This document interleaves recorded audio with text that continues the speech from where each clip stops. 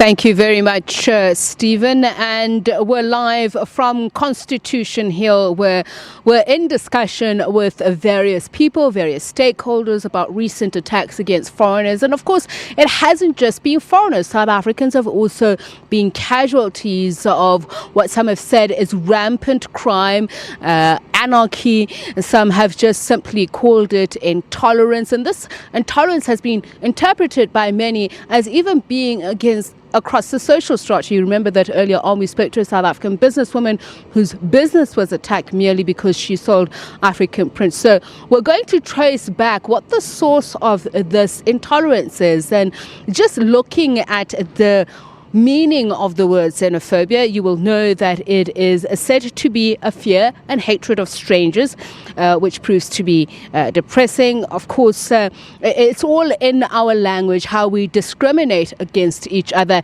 and how apt that we are coming to you from Constitution Hill, where at this very court just ahead of me is where many of our political leaders fought for the right for freedom, the right to exist. And we talk to Mike Siluma, who's a political analyst, and Koketso Mwetu is a social activist. And we talk about some of the sources of this. Perhaps, Koketso, let's start with you. As a social activist, was it a push-pull factor that led you to this choice of career?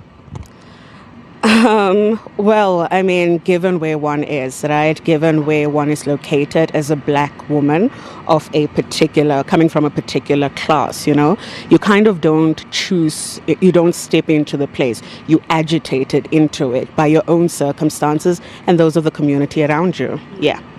So let's talk about the community where you live and just your point of view of what you've seen happening in South Africa the past couple of years. It's very interesting that we talk about the 2008 attacks as the genesis of these xenophobic attacks, but yet if we go back in history, there have been attacks against foreigners in very myriad places, myriad ways. We'll talk about that, but tell us about your life story. I think for me right now, where one comes from, it's the typical story, for coming from a particular class of South Africa, lack of access to water, lack of land security, land tenureship, and some of the socioeconomic conditions, healthcare depleted, and we've seen over time that it's gotten much, much worse. Yeah, so there's quite a tension, right, where people need basic access to basic services, and in many places that has fallen apart. Over and above that, we're seeing a rise in inequality. We're seeing environmental devastation rise as well. And all of these are bound to lead to conflict. Inequality itself is conflict, right? It's a form of structural violence. And so it is a given that the social contract will collapse. Yeah. I mean, looking at a place like Johannesburg, we spoke about the high levels of migration. So naturally, as you say, there will be a battle for resources. But then in a place that is so densely populated, especially with people from other parts of the continent, then people then start turning against each other for the battle of those resources, believing that there is a lack because of the presence of those people. Do you agree? So I think just before we talk about the violence that has broken out, we have to also look back. As you've spoken over the years, post-94 actually, there's been a number of, xenophobic violent attacks. But right now, this attack, this moment we're in, comes on the back of an election campaigns that were driven by very xenophobic rhetoric, right? And over and above that, we saw political elites, some of whom are government officials, increasingly talking about, state failure, putting the burden of state failure on foreign nationals. And then these things are not separate, right? We've seen the use of language like naming people illegals, which is a de facto criminalization of a human being. And more recently, we've seen the law and order invoked to continue steer the xenophobic agenda. Now, these things are not separate. Before you have violence, the manifestation of prejudice in a violent form is a continuum of all of these things. The language we use, the the criminalization of human beings' mere existence. Earlier this year, City of Johannesburg Mayor Herman Mashaba went as far as saying that these people are bringing us Ebolas.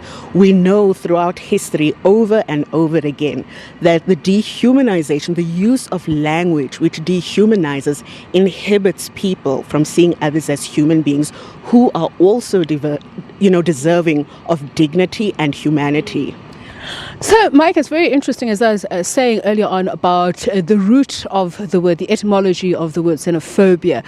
It says a fear and hatred of strangers. So the question then becomes, when do people separate, as in hatred of strangers could simply mean somebody from a different ethnic group, somebody that you have had very little experience interacting with, therefore a natural distrust and hate.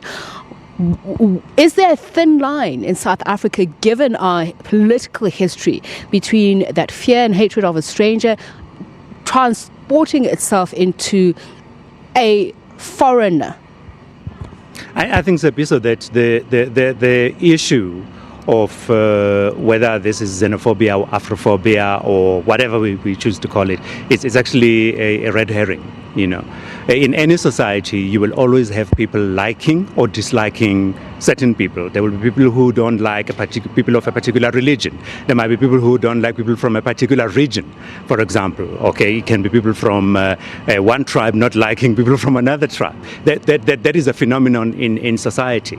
My issue is that it is the duty of the state to make sure that law and order is maintained, so that we all are subscribing and conforming to a certain set of rules as citizens, so that there can be coherence and harmony in society. So the state plays a very important role to hold the line and to enforce the rules. In this case, enforcing law and order.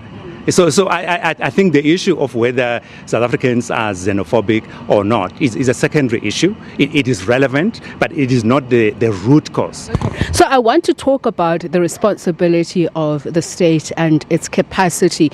I must ask, though, because people have said, why are we not seeing it from the same prism as the immigration crisis that we've seen from Africa to other countries, or even within Africa? Why is the conversation different when we talk about the attacks against foreigners in this country? Because the root causes may also be similar: looking for a better life, seeing people as marginalizing the available, or rather usurping the available resources for the inhabitants or indigenes of a country. I think that, Tsepiso, it does not matter which country you go to. All countries, all governments in all countries, their primary responsibility in the first place is towards the citizens of that country. If there are people who migrate into those countries, it is well and good. And then those people have got to be extended the hospitality and the protections that people in that country also enjoy. But I think that we cannot run away from the fact that the South African government, in this case, has got a primary responsibility of making sure that it looks after South Africans, that South Africans are comfortable, they've got jobs, they've got shelter, etc., etc. If there are people who come into the country, there are conventions that govern the migration of people to which South Africa is a signatory, and the South African state has got to make sure that those conventions are observed. But there is a view that says that South Africa belongs to everybody. Anybody can come. By virtue of landing or at OR Tambo, or by virtue of crossing the Limpopo, you become a citizen, you are entitled to all the rights that South Africans do have, to all the resources that South Africans are entitled to. It does not happen in any other country. If you go to other countries, for example, people like to say that when South Africans were in exile, they were looked after, etc., but they were controlled. If you were in Botswana, you were at Dukwe, in the camp in Dukwe, looked after by the UN. If you're in Swaziland, you were treated differently, but you were recorded, you were known, your whereabouts were known, it was known whether you are here to study or to do other things, etc. So there was no way that you could have caused trouble there and not be known and not be accounted for. So it is important that even as we welcome people into the country, the laws of the country must be enforced across the board, whether it is South Africans who break the law or whether it's people from outside. It is a critical thing for our society that the law and order is. So has the state and its machinery and its various arms failed the people of South Africa and the foreign nationals who are living here? And is it being politicized, this problem that we're facing, as Koketsu was saying?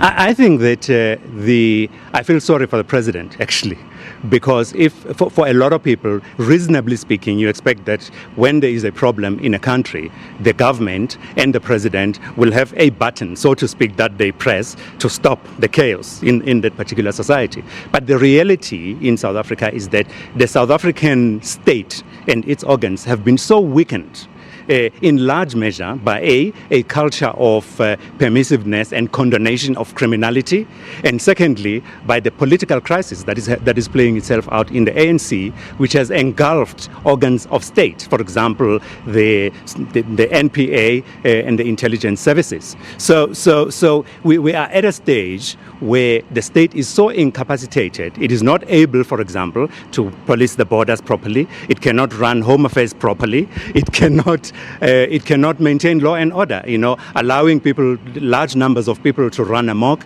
in the city with dangerous weapons, and the police can do nothing about that. So all of those things cumulatively have led to a state which is not able to do the primary function of a government, which is to maintain law and order and to protect citizens and property. So, Koketsu, yes, you want to comment on that? Absolutely. So I think we should draw a distinction, right? When we talk about law and order, we should be very, very careful. Right now, we've seen law and order weaponized, right? Where it says it's almost like to protect us South Africans from them, we need to impose law and order on them, right?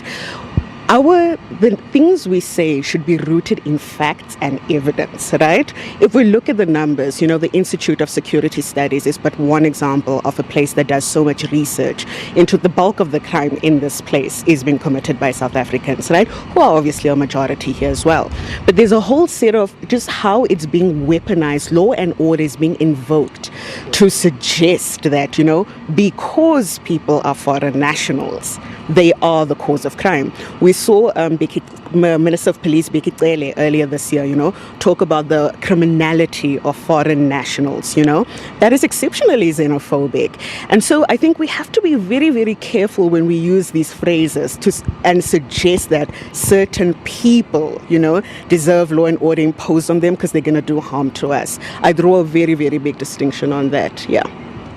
So you spoke about the violence in our language that we use on a daily basis, and as you say, how it's being politicized. But then what is the violence on the psyche of those who are affected and inflicted by these attacks, whether they are foreign nationals or South African nationals?